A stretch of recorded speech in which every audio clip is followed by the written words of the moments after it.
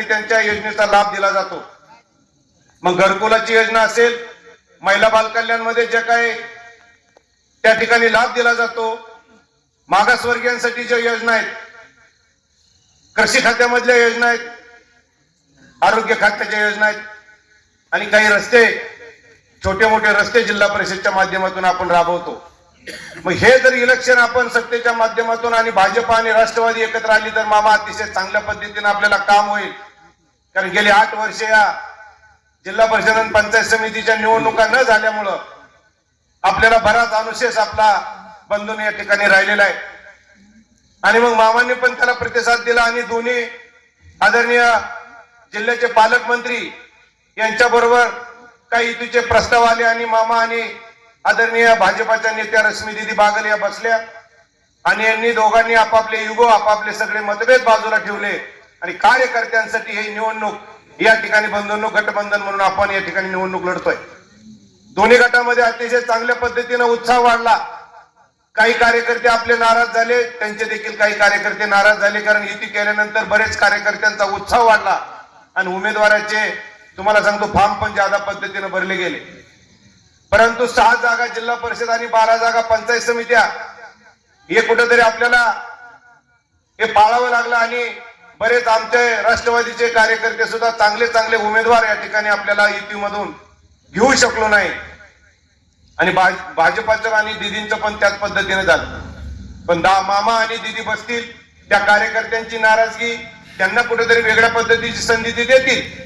पण बंधूंना ज्या पद्धतीनं हे गठबंधन झालं आणि सगळीकडे तुम्हाला सांगतो उत्साहाचं वातावरण झालं। बंधूंना आज आपण बघतोय आदिनाथ कारखान्याच्या बाबतीमध्ये संजय मामा आणि आम्ही बंधूंना आम्ही एकाएकी झुंज या तालुक्यामध्ये आपण सर्वांच्या साक्षीने दिली। सगळे गटतट एकत्र आले, पण बंधूंना आम्ही माघार घेतली नाही। आम्ही पोटतिडकीने आदिनाथच्या बाबतीमध्ये या बॅकवॉटरच्या परिसरामध्ये, वांगी परिसरामध्ये आम्ही जाहीर सभा घेऊन मामा आम्ही सांगत होतो। काय आमचा शब्द एक तरी खोटा ठरला का बंधूंनो? तुम्ही सांगा, काय आदिनाथची अवस्था करून ठेवली यांनी? कुणी म्हणत होतं सोन्याचा दूर काढणार, आता त्याच्या गोष्टी मला आता जास्त बोलायच्या नाहीयेत, पण बंधूंनो वस्तुस्थिती बघा, आज आदिनाथची अवस्था काय झाली। कर्तृत्ववान नेतृत्व आपल्या बरोबर होतं, मामांनी सगळं नियोजनबद्ध कार्यक्रम केला होता, आदिनाथच्या बाबतीमध्ये आर्थिक नियोजन केलं होतं आणि आज हीच मंडळी म्हणतात की आम्हाला आदिनाथला मदत मिळणार आहे म्हणून आम्ही अपक्ष निवडणूक लढणार आहे। अरे किती जणाला तुम्ही फसवणार आहे बंधूंनो? ज्या मोहिते पाटलाच्या जेवावरती तुम्ही आमदार झाला, ज्या जयवंतराव जगतापाच्या आधिपत्याखाली तुम्ही त्यांना भाऊंच्या नेतृत्वाखाली इलेक्शन जिंकला, किती जणाला तुम्ही गद्दारी केली, किती जणाला तुम्ही फसवणार आहात। आज तुम्हाला सांगतो बंधूंनो ही वेळ आहे। वांगीकर हा सुज्ञ मतदार आहे, वांगी कुणाची आहे ही ठरवण्यात 5 तारखेला बंधूंनो तुम्हाला ठरवायचं आहे। कोण म्हणतं आमचा बाले किल्ला, कोण म्हणतं आमच्या अरे असे बाले किल्ले, जर तुम्ही गृहीत धरून चालला तर तुम्हाला सांगतो हे तरुण रक्त कुठेही गप बसणार नाही। हे तुम्हाला सांगतो येत्या 5 तारखेला निळकंठ आप्पांच्या पाठीमागं खंबीरपणे उभा राहिल्याशिवाय राहणार नाही, असं देखील मला या ठिकाणी जाणवतंय। मामा मी कानाकोपऱ्यात आवाज घेतोय, भयानक वातावरण खाल्लं हल्लेलं आहे, लोकांना त्याची जाणीव व्हायला लागली। बंधूंनो काम करत असताना आम्ही देखील पवार फॅमिलीच्या माध्यमातून, बारामती अॅग्रोच्या माध्यमातून काम करतोय।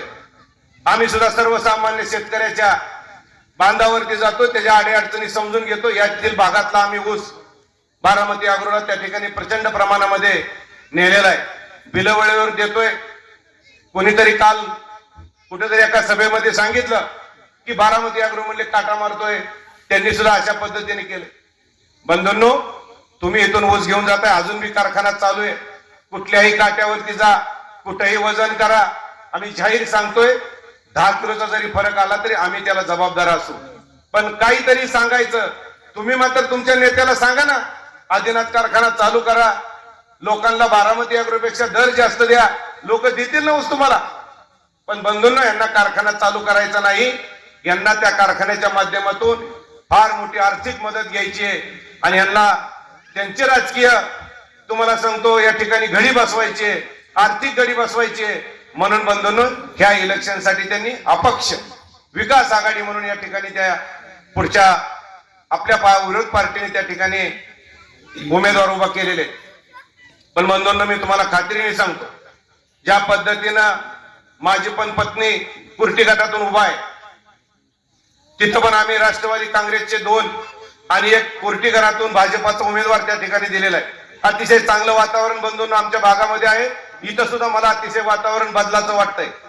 हीच वेळ आहे बंधूंनो, आपल्याला योग्य वेळी योग्य माणसाला धडा शिकवायची. काही त्यांचे कार्यकर्ते सांगतायत आम्हाला बघायचं आम्ही किती पाण्यात आहे, आम्हाला एकटं लढून बघायचंय. बंधूंनो, कार्यकर्त्याला पायाखाली घेऊन असं कोणी कोणाचं पाणी बघत नसतं. तुम्ही आमदारकीलाच म्हणायला पाहिजे होतं की मला गठबंधन नको, मला कोणाचं कुठलंही चिन्ह नको, राष्ट्रवादी नको, मोहिते पाटील नको, जगताप साहेब नको, मी एकटाच सामोरं जातो. त्यावेळेस मात्र तुम्ही पाणी बघितलं नाही, आपण किती पाण्यात आहे, आणि आज तुम्ही सांगताय की आम्ही किती पाण्यात आहे ते बघायचंय. बंधूंनो, आपण देखील सुज्ञ नागरिक आहात. हे इलेक्शन तुम्हाला सांगतो कुठेतरी त्यांना जागा दाखवण्याची आपल्याला संधी चांगली मिळालेली आहे. म्हणून येत्या 5 तारखेला निळकंठ बाप्पा देशमुख यांचं घड्याळ आणि तकीक यांचे घड्याळ हे 2 चिन्ह आहेत. आणि मला वाटतं खालच्या घरामध्ये तकीक यांचं कमळ आणि देशमुख यांचं घड्याळ असं इथं समीकरण आहे. त्याच्यामुळे 2 तुम्हाला मशीन या ठिकाणी येणार आहेत आणि त्या दोन्ही मशीनवरती एकावरती कमळ आणि एकावरती घड्याळ असे 2 बटन तुम्हाला दाबून या दोघांनाही तुम्हाला सांगतो आपल्या जिल्हा परिषद आणि पंचायत समितीमध्ये पाठवायचंय. चांगल्या पद्धतीची कामं बंधूंनो जिल्हा परिषदच्या माध्यमातून करता येतात. मी सुद्धा जिल्हा परिषदचा उपाध्यक्ष होतो. मला नंतर गेल्या वेळेस मला वाटतं निळकंठ आप्पा पण जेडपी सदस्य होते. हा अनुभव आम्हाला आहे. त्याच्यामुळे पाठपुरावा करायला आम्ही कुठेही कमी पडणार नाही. आणि मामाच्या बाबतीत जर तुम्हाला सांगायचं झालं तर 20 ते 22-25 वर्ष मामाने जिल्हा परिषदेची सत्ता त्या ठिकाणी जवळून बघितली. आम्हाला देखील सत्तेमध्ये बसवताना मामाचाच त्या ठिकाणी तुम्हाला सांगतो आम्हाला सहकार्य होतं. मामाच्याच आशीर्वादावरती आम्ही तिथे जिल्हा परिषद मध्ये उपाध्यक्ष म्हणून मी काम केलं. त्यावेळेस राष्ट्रवादी काँग्रेस आदरणीय श्यामलजी बागल आमदार होत्या आणि सर्वांनी मिळून मला तुम्हाला सांगतो आम्हाला त्या ठिकाणी सत्तेवरती बसवलं. आम्ही देखील त्या पद्धतीने चांगलं काम जिल्हा परिषदच्या माध्यमातून केलेलं आहे.